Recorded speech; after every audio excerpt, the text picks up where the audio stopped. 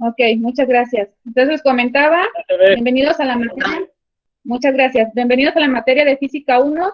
Soy la profesora Carla Yasmín Ventura Ramírez y esta materia corresponde al periodo de cuarto semestre en el que se encuentran ustedes y al campo disciplinar de ciencias experimentales. ¿Qué es lo que vamos a revisar este día respecto a nuestra materia? Como contenido número 1 es nuestro aprendizaje clave y nuestra escala de evaluación del primer parcial. Como contenido número 2 es la definición de física, en la cual vamos a desarrollar ramas de la física, ya sea por periodo o por campo de estudio. Y por último, el contenido 3, vamos a revisar las unidades e instrumentos de medición. Entonces, como primer punto, tenemos lo que es nuestro aprendizaje clave y en donde abarcaremos también la escala de evaluación para lo que va a ser este primer parcial. Si ustedes recuerdan, ahorita el seguimiento de las materias es que por semana van a estar revisando cada uno de los campos disciplinarios y en esta ocasión nos toca a nosotros.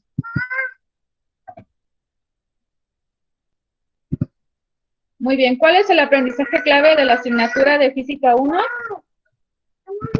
Aquí presentamos una tabla en base a nuestro programa de la materia. En esta tabla vamos a encontrar el eje principal de nuestra materia, así como los componentes y sus contenidos centrales. Como eje principal de esta asignatura, tenemos lo que es la expresión experimental del pensamiento matemático, con los componentes de la naturaleza del movimiento ondulatorio, y dentro de este componente tenemos dos contenidos centrales importantes. El primero es el reconocimiento de propiedades del sonido, en donde vamos a ver cómo se compone una onda, y la luz visible y espectro no visible.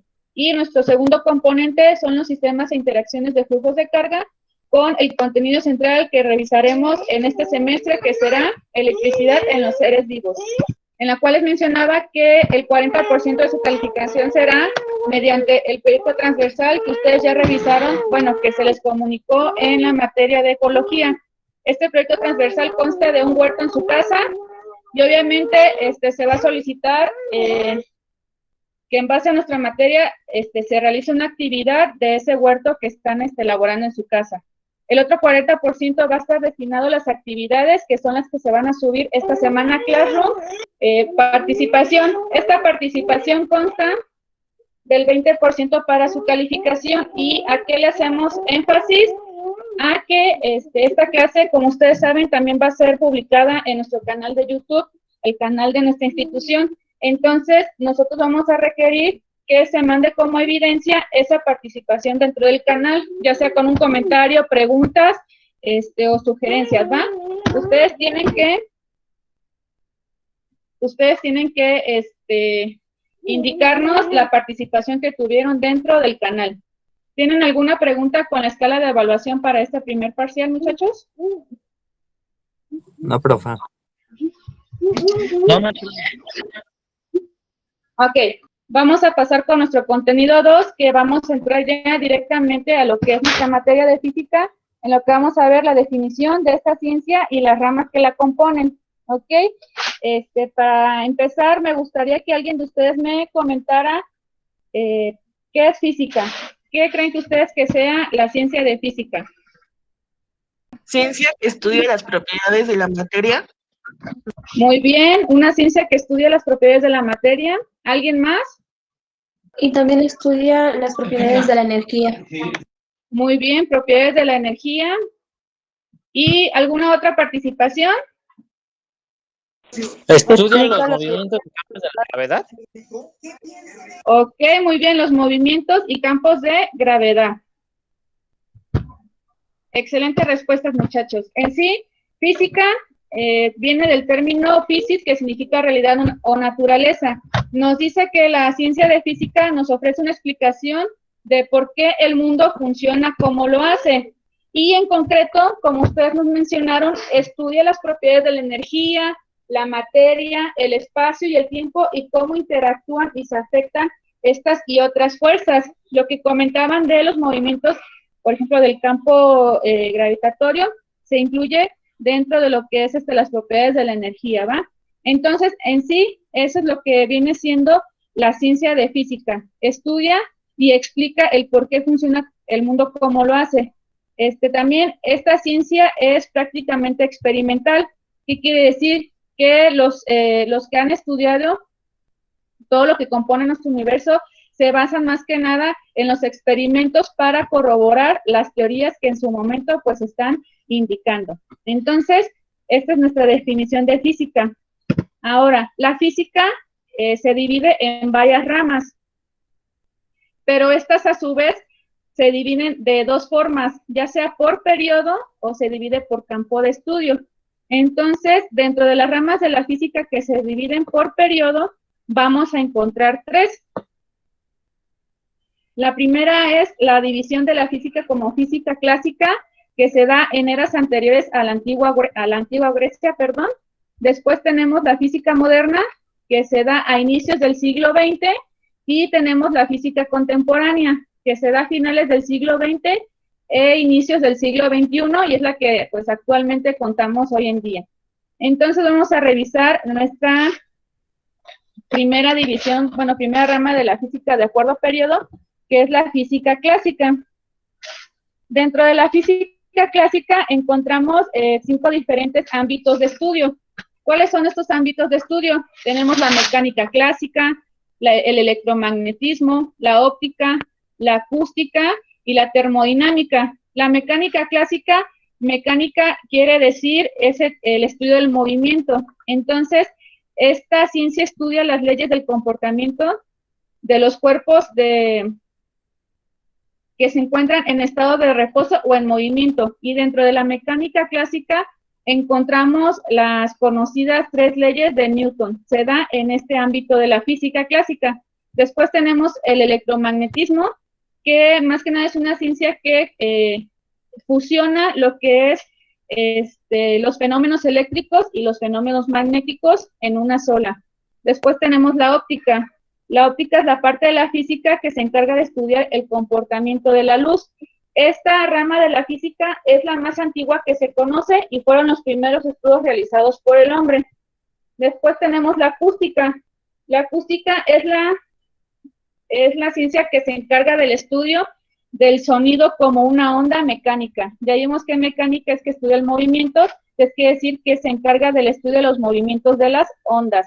Y por último tenemos la termodinámica, que es la que se encarga de estudiar los cambios de temperatura, presión y volumen de un cuerpo macroscópico.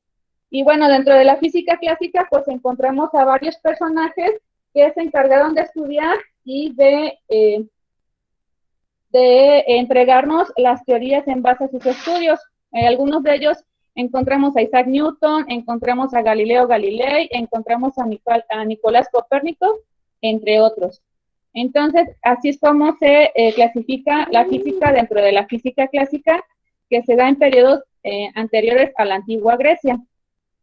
Después vamos a encontrar la física moderna. ¿Qué encontramos dentro de la física moderna? Tenemos aquí 2 ámbitos de estudio. ¿Cuáles son estos ámbitos de estudio? La primera es la mecánica cuántica. ¿Qué quiere decir? Bueno, ¿de qué se encarga la mecánica cuántica? La mecánica cuántica, se encarga principalmente del estudio de la naturaleza a una escala muy pequeña. ¿Qué quiere decir? Pues a la escala atómica y subatómica. En esta nos explica lo que son las propiedades y los componentes pues de los átomos, que son los protones, electrones, los neutrones, los quarks, entre otros. Y este ámbito se da desde los estudios de Max Planck, ¿ok? Desde los estudios de él fue cuando se definió nuestra mecánica cuántica, que dio paso a nuestra física moderna. Y otro ámbito importante dentro de este periodo fue la teoría de la relatividad. ¿Alguien reconoce de quién es esta teoría? ¿De Albert Einstein? Correcto, así es, la teoría de la relatividad se da gracias a los estudios de Albert Einstein, en donde nos describe correctamente el movimiento de los cuerpos, incluso a grandes velocidades, y aquí podemos ver esta famosa fórmula que él describe en su teoría, que nos dice que la energía es igual a la masa por la velocidad al cuadrado. Entonces, estos dos personajes fueron los primeros para que se diera la física moderna con el estudio de los átomos, ¿ok? Y por último, dentro de los 3 periodos encontramos la física contemporánea, que viene siendo la más actual. Nos dice que se da a finales del siglo XX y a inicios del siglo XXI. ¿Qué es lo que encontramos dentro de la física contemporánea? Están los ámbitos de estudio de la mecánica estadística, la percolación y la dinámica no lineal. La mecánica estadística se basa más que nada en la teoría de la probabilidad, ¿ok? Que se fusiona con la física para el estudio del movimiento. Igual tenemos la percolación. ¿A qué se refiere con percolación? La percolación es el estudio del paso lento de los fluidos a través de materiales porosos que nosotros podemos conocer como filtración. Entonces, aquí entra ese estudio denominado como percolación.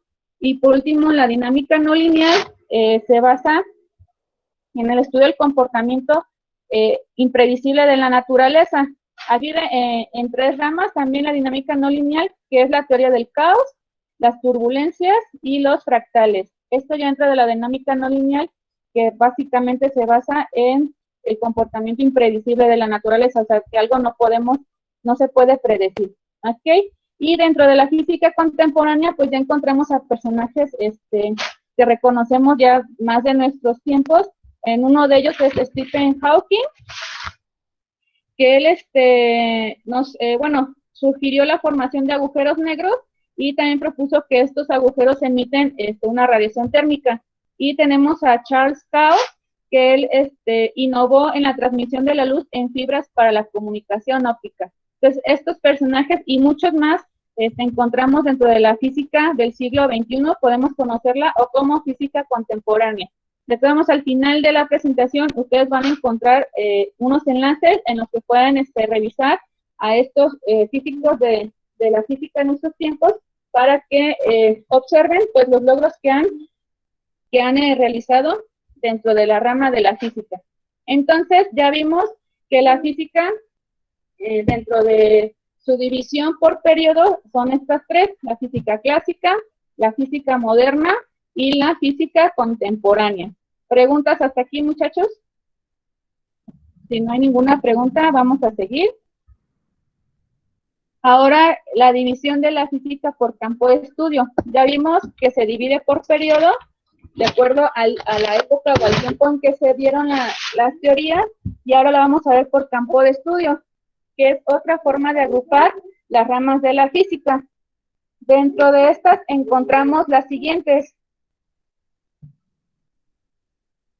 Ahora sí, vamos a encontrar la rama de la física que entra lo que es la cosmología, que nos habla más que nada de las leyes generales del origen y la evolución del universo. También encontramos la astrofísica. ¿Alguien sabe qué es la astrofísica? Los planetas. Muy bien, así es la rama de la física que estudia las propiedades. Estrellas.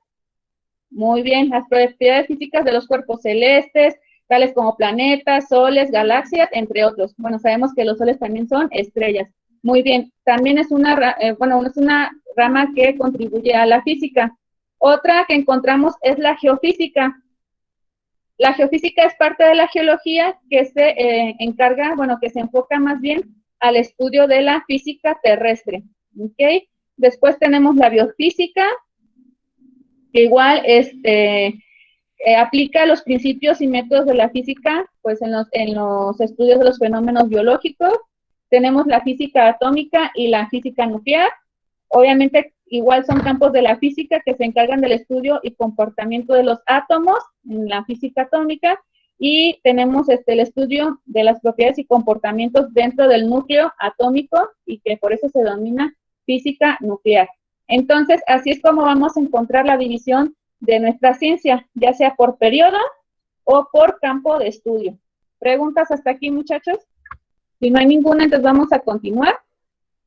Ya vimos hasta aquí qué es la definición de nuestra materia de física y cómo se divide. Esto fue nuestro segundo contenido. Ahora vamos a entrar al tercer contenido del día de hoy, que son las unidades e instrumentos de medición.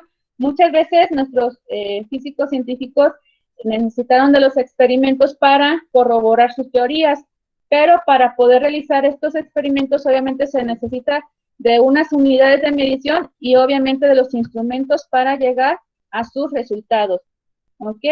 Entonces, me gustaría que alguno de ustedes me apoyara a leer la siguiente diapositiva, lo que estamos viendo. Medir es un proceso mediante el cual determinamos el valor de una magnitud física por medio de una cantidad tomada como patrón de la misma magnitud, a lo que denominamos unidad. Ok, muchas gracias, Alondra. Entonces, ¿qué quiere decir? Quiere decir que magnitud significa que es todo lo que se puede medir. Entonces, ustedes cuando escuchen esta palabra van a saber que se hace a esa referencia. Ahora, medir significa comparar. Entonces, nosotros a estar midiendo estamos comparando para obtener nuestros datos. Y por último, nos menciona también la palabra patrón. ¿Qué quiere decir patrón? Patrón es la representación física de una medición. ¿Preguntas con a qué se refiere con magnitud y medir? No, maestra, todo claro. Ok, Catherine, muchas gracias. Entonces, bueno, magnitud es todo lo que se puede medir y medir es hacer esa comparación. Nos dice que dentro del Sistema Internacional de Unidades, por sus siglas en inglés, las vamos a encontrar como SI, dice que considera solamente 7 magnitudes fundamentales y a partir de estas vamos a derivar otras magnitudes. El Sistema Internacional nos otorga una tabla con estas magnitudes, las cuales son las siguientes que tenemos aquí en pantalla. Tenemos magnitud de longitud, que su patrón es el metro y su símbolo es M minúscula, perdón. Entonces ya vimos que el patrón es la representación física de esa medida. Y también encontramos otra que el Sistema Internacional considera es masa, que su patrón es el kilogramo, como la imagen que les mostré, y el símbolo es la K y la G minúscula. Después encontramos la magnitud de tiempo, que el patrón para medir el tiempo es el segundo, y lo encontramos con el símbolo de la S minúscula. Continuamos con temperatura, aquí el patrón nos lo determina con Kelvin, y el símbolo de K mayúscula. Recuerden que también la temperatura la podemos medir en grados centígrados o en grados Fahrenheit, pero aquí el Sistema Internacional nos determina que con el grado Kelvin. Después tenemos la cantidad de sustancia, con su patrón que es el mol, y el símbolo que queda el mismo. Después tenemos magnitud, la intensidad de la corriente, el patrón para medirlo es el ampere, y lo vamos a indicar con el símbolo de A mayúscula. Y por último, la última magnitud que nos presenta el Sistema Internacional es la de intensidad de la luz, que el patrón va a ser la bujía o candela, y el símbolo va a ser CD, que hace referencia obviamente al patrón de candela. Entonces, estas son las magnitudes que nos presenta el Sistema Internacional de Unidades, que obviamente en base a estas podemos obtener otras diferentes magnitudes, pero estas son las principales. ¿Qué es lo que más además nos dice el Sistema Internacional? Nos dice que las indicaciones de los instrumentos de medida y a las que hacen referencias a través de una cadena ininterrumpida de calibraciones o comparaciones. Nos dice también que las unidades básicas tienen múltiplos y submúltiplos que se expresan mediante prefijos. ¿A qué se refiere esto? Por ejemplo, tenemos el prefijo kilo, que significa 1000. Por lo tanto, si nosotros vemos esta expresión de 1 km, sabemos que hace referencia a 1 kilómetro, que es lo mismo a 1000 metros. Entonces, cuando escuchamos la palabra kilo, hace referencia al prefijo 1000.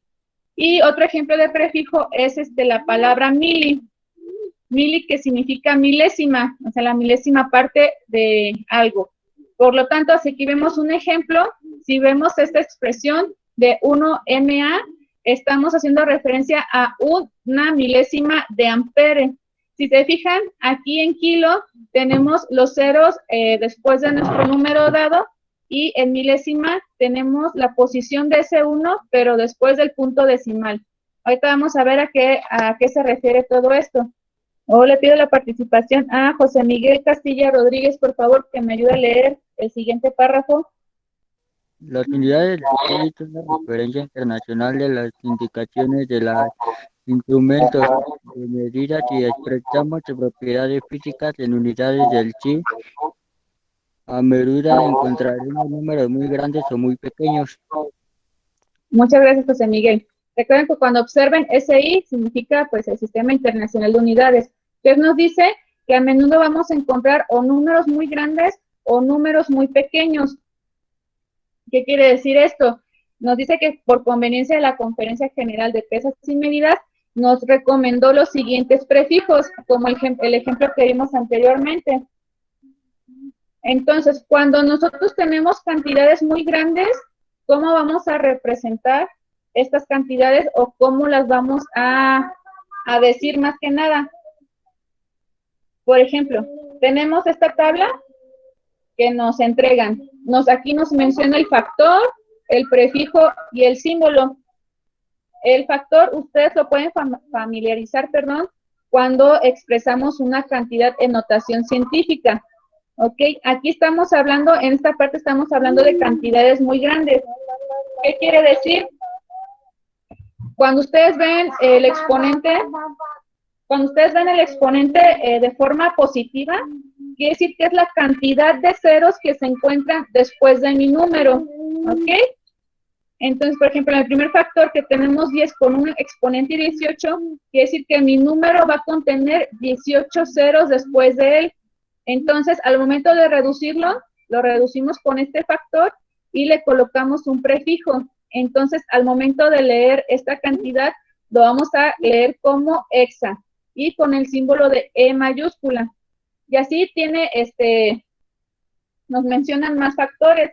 Tenemos 10 a la 15 potencia, 10 a la 12, a la 9, a la 6, a la 3, 2 y cuando sea 1, que solamente es un 0. Entonces, ustedes cuando encuentren estas cantidades saben que el número positivo es el número de ceros que se encuentra después de ese número y se le va a asignar un prefijo. El primero ya vimos que es hexa, el que sigue es peta, el que sigue es tera, giga, mega, llegamos al kilo, como el que revisamos, y ya vimos que hace referencia a 1000, que eran 3 ceros, y aquí en el factor corroboramos que dice que son 3 ceros después de mi número. Después tenemos hecto y por último deca, ¿ok? Vamos a ver un ejemplo de cómo utilizamos estos prefijos. En el ejemplo nos dice, la producción de una planta de energía eléctrica es de, si lo leemos así, 1.3 por 10 a la 9ª potencia watt. ¿Ok? Así es, nosotros encontramos este número. Pero aquí, este dato de aquí, que es nuestro factor, lo vamos a cambiar por el prefijo que nos da esta tabla. Como lo encontramos de número positivo, entonces nos damos cuenta de que es un número grande y que son la cantidad de ceros después de mi número. Entonces, ¿cómo yo voy a leer esta cantidad? Sería 1.3, me voy a mi prefijo que dice que es con el 10 a la 9ª potencia y veo que dice que su prefijo es giga, ¿ok? Y el símbolo G mayúscula. Entonces, yo al quitar este factor de aquí y lo cambio por mi prefijo, me quedaría 1.3 gigawatts. Va seguido de mi siguiente expresión. O en dado caso, si yo lo quiero poner con los símbolos, colocaría 1.3 y el símbolo de giga y el símbolo de watt, ¿ok? Y lo leería de todos modos de la misma forma, 1.3 gigawatts, ¿ok? Entonces, estos son los prefijos que se me indican para lo que son ahorita cantidades pues muy grandes. Vamos a hacer un pequeño ejercicio en el cual vamos solamente, no son tanto cantidades, sino vamos a formar la palabra de acuerdo al factor que estamos indicando, ¿va? El primero es esta expresión. Tenemos 8 por 10 a la 6ª potencia en mi palabra botellas. Entonces, ¿cómo quedaría mi palabra si yo cambio este factor por el prefijo? ¿Quién me puede decir cómo quedaría entonces mi palabra? Sería mega. Así es. Entonces, ¿cómo quedaría? Yo tengo 8, sería 8 ¿qué? Si cambio por mi prefijo. Mega botellas.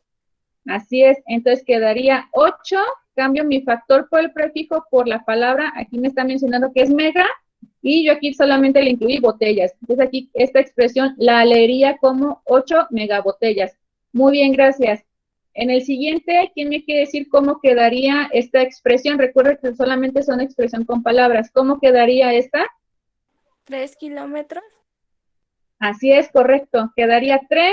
Este es mi factor que lo cambiaría. Me dice que es 10 a la tercera potencia. Mi prefijo es kilo y obviamente le agregué la palabra metros. Eso ya lo conocemos, 3 kilómetros. Muy bien, muchas gracias. Y por último, este último ejemplo, ¿quién me quiere decir qué palabra se formaría al cambiar mi factor por un prefijo? ¿Cómo quedaría esta palabra, Verónica?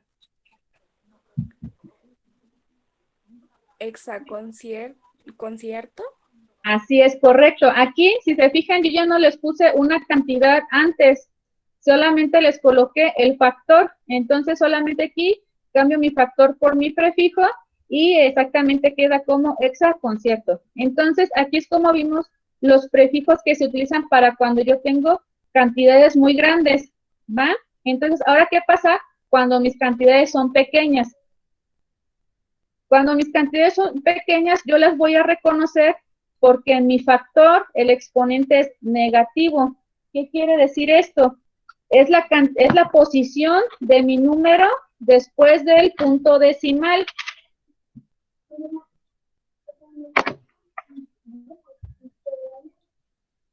Ok, ahí ya me alcanzo a ver, ¿verdad? Sí. Sí, ya se ve. Ok, gracias. Entonces, ¿qué es lo que quiere decir?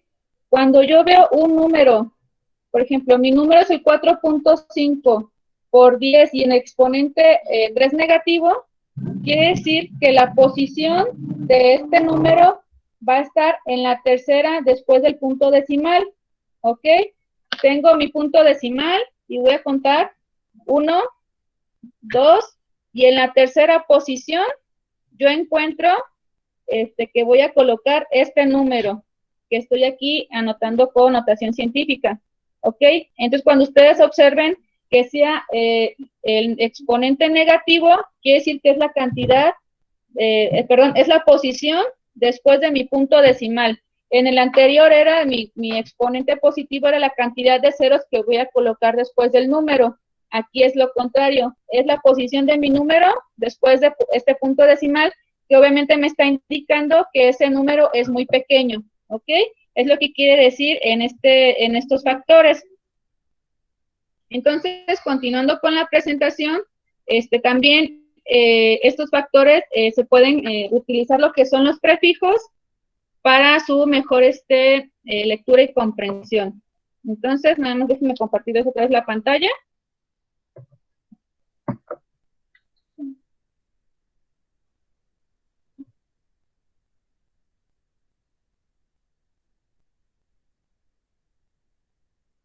Y aquí los podemos observar. De igual forma, tenemos el factor de 10 con el exponente negativo 1 y podemos encontrar el exponente 10 con el factor negativo de 18. Entonces, quiere decir, por ejemplo, este número va a ser muy pequeño. Quiere decir que mi posición de mi número va a estar en la número 18 después del punto decimal. Igual van a recibir sus nombres. El primero es deci, centi, mili, micro, nano, pico, femto y ato. Y aquí van a observar los símbolos, ¿ok?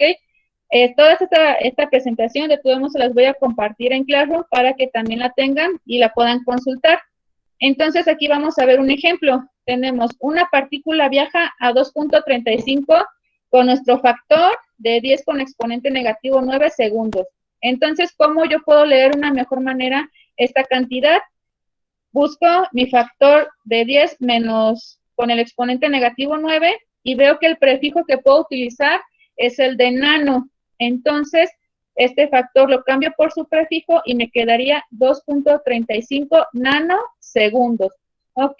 Y sí, obviamente los pongo con los símbolos correspondientes. Sería nano. Aquí me indica que el símbolo es una N minúscula y conozco que mi símbolo de segundos lo represento con la letra S. ¿Ok? ¿Alguna pregunta hasta aquí, muchachos? No. Ninguna, profa. Ok, muchas gracias. Entonces, Igual vamos a hacer un ejercicio para cambiar nuestro factor por el prefijo. Ahora, obviamente, solamente es para hacer una conjunción de palabras, ¿va? Ana Cortés, ¿me puedes ayudar, por favor, con el primer ejemplo? Tenemos la expresión 3 por, bueno, mi factor es 10, con un exponente negativo de 2, y tenemos la palabra grados. Entonces, si yo cambio este factor por el prefijo, ¿cómo me quedaría esta palabra? 3 centígrados. Correcto, serían 3 centígrados. Muy bien, gracias, Ana.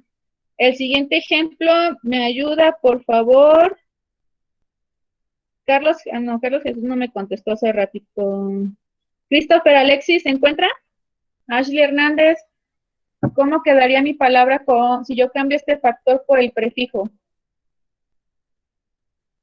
Microteléfonos. Así es, aquí busco mi factor, aquí encuentro mi factor, el prefijo sería micro, y bueno, aquí solamente estoy agregando la palabra teléfonos. Entonces, gracias, así es correcto, cambio solamente mi factor por mi prefijo correspondiente. Y por último, ¿quién me puede decir cómo quedaría esta expresión? 4 milímetros. Así es, muy bien, muchas gracias, quedaría como 4 milímetros. Entonces, todos estos prefijos nos ayudan a leer lo que son cantidades o muy grandes o muy pequeñas cuando nosotros nos encontremos con estos factores, ¿va? Recuerden que cuando son positivos es la cantidad de ceros después del número, y cuando son negativos es la posición de mi número después del punto decimal, ¿va? Y bueno, aquí encontramos lo que son nuestras unidades de medida en cuanto a magnitudes y los prefijos que podemos relacionar en base a ellos, pero también vamos a encontrar cómo vamos a medir esas magnitudes. Para esto nos dice este texto de aquí: dado que medir haciendo uso únicamente de los sentidos puede ser un proceso poco fiable, es común que hagan uso de instrumentos que faciliten esta tarea. Es como cuando decimos coloquialmente a ojo de buen cubero, ¿no? De que nosotros más que nada aproximamos una medida, pero nosotros necesitamos de un instrumento que nos dé esa precisión de lo que nosotros queremos medir. Entonces, gracias a los instrumentos de medida, nos ayudan a comparar las magnitudes por medio de un proceso de medición. ¿Okay? Estos instrumentos tienen ciertas características. Nos dan precisión, también nos da exactitud de lo que estamos midiendo, o sea que la medida se basa más a lo real, ¿no? Son más exactos, también son más rápidos, quiere decir que si queremos obtener una medida en cierto tiempo, algunos instrumentos nos dan esa rapidez. También nos dan fidelidad, o sea que podemos confiar en que el dato que nos está dando ese instrumento es el correcto y es el real. Y también nos pueden dar un rango entre una medida y otra. Entonces, mis instrumentos de medida me ayudan a medir pues las magnitudes, y cuenta con estas 5 características, que es precisión, exactitud, rapidez, fidelidad y rango. Ahora, ¿cuáles son mis instrumentos de medida para que yo puedo emplear? Hay una diversidad enorme de instrumentos de medida que obviamente se dividen por lo que yo quiero medir. ¿Alguien me puede decir qué puedo yo utilizar para medir la masa? Una báscula. Así es, una báscula. Una balanza también podemos utilizar para medir la masa. ¿Alguien me puede decir qué podemos usar para medir el tiempo?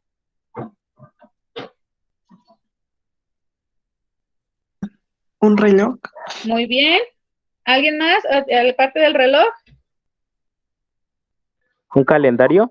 Así es, también un calendario. Para medir el tiempo tenemos instrumentos como el calendario, un cronómetro o un reloj, que es dependiendo el tiempo que nosotros queremos medir, ¿no? Muchas gracias, muy bien.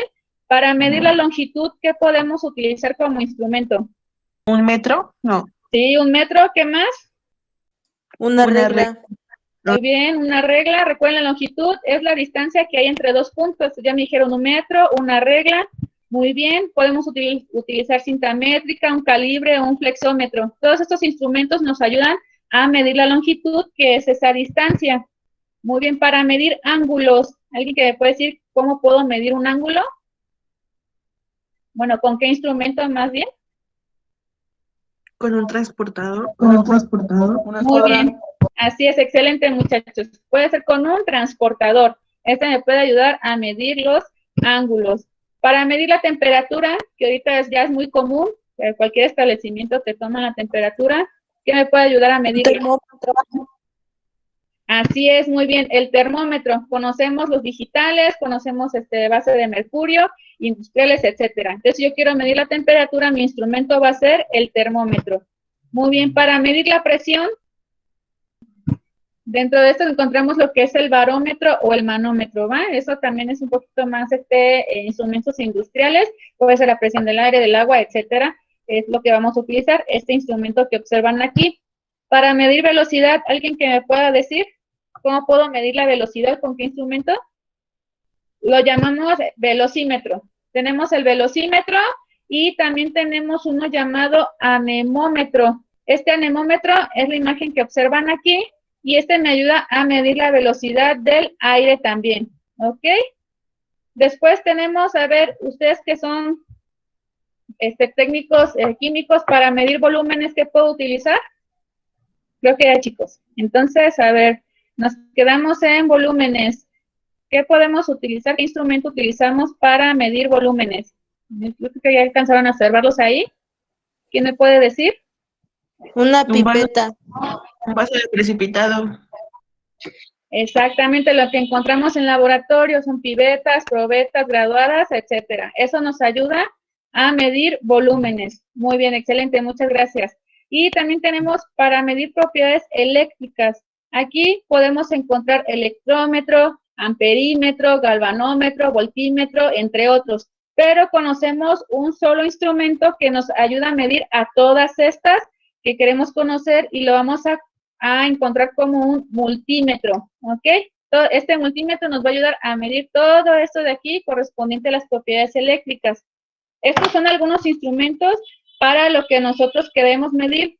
También vamos a encontrar algunos otros, como es un espectroscopio, un microscopio, un sismógrafo, un colorímetro, un pH metro o un luxómetro, ¿ok? Entonces, la cantidad de instrumentos que me ayudan a saber, bueno, a medir mis magnitudes, pues son inmensas, ¿no? Obviamente, de acuerdo a lo que yo quiero medir, es el instrumento que yo voy a utilizar, ¿ok? ¿Preguntas hasta aquí? No, ninguna.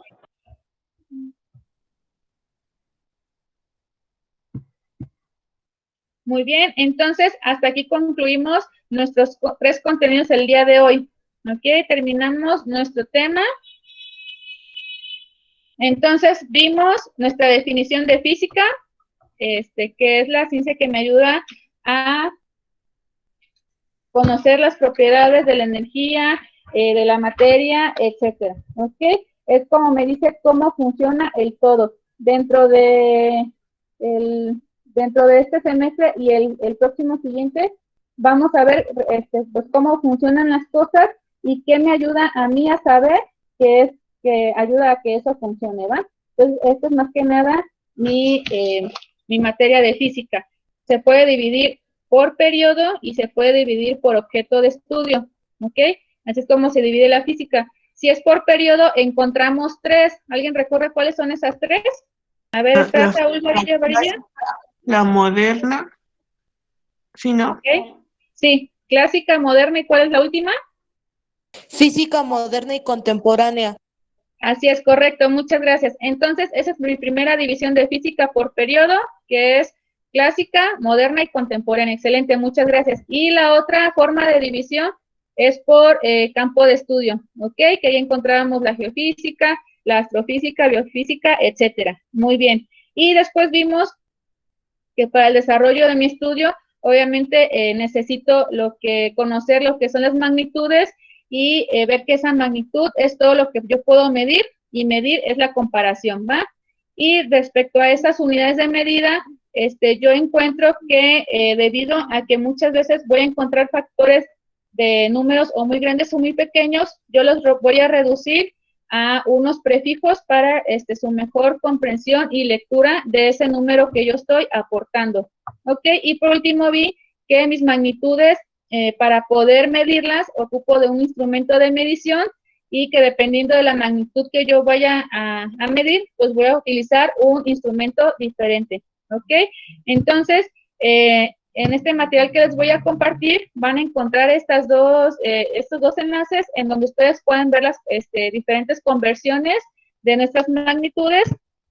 Y por último, presentarles, bueno, de dónde se obtuvo toda esta información, que igual les voy a compartir para que ustedes sigan explorando y conozcan todos los estudios en nuestros físicos, de nuestro, bueno, lo que estamos abarcando física contemporánea, y bueno, para que también conozcan los estudios tanto de la física clásica, la moderna, ¿va? Entonces, el día de hoy concluimos. Chicos, me da mucho gusto volver a verlos, saber que iniciamos otra vez este semestre. Esta semana corresponde a ciencias experimentales. Solamente pedirles estar al tanto de las actividades que se les vaya a solicitar por Classroom. Cualquier duda, no duden en mandar su mensaje privado y yo con gusto les estaré contestando para disolverlas. Ok, nos veríamos el día de mañana para continuar con nuestro siguiente tema, igual a la misma hora, 12:30, para que lo contemplen y lo tengan. ¿Va?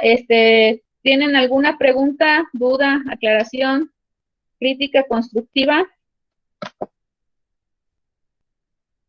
No, profe, ninguna. Muy bien, muchas gracias.